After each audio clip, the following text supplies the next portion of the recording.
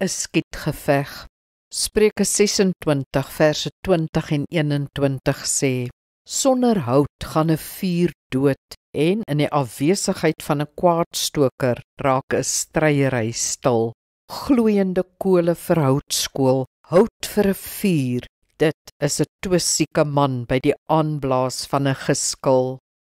As ons konflik in die huwelik beleef, as ons baklei met ander woorde, kan dit maklik net in wederwysige beskuldigings en verwyte verval. Dit word vinnig 'n sessie van aanval en verdedig, aanval en verdedig. Telkens haal ons swaarder skietgoed uit, groter gruwe, ouer koeie, tot dit regtig lelik raak. Om vasgevang te wees in so 'n skietgeveg is sinneloos, want niemand kan dit wen nie. Dis kinderlik en onwaardig. Uiteindelik doen dit net skade. Die oomblik as jy dus besef dat jy bloot heen en weer skiet, of dat dit afbreekend raak, moet jy die patroon onderbreek. Sê, kan ons eerder probeer om 'n oplossing te soek?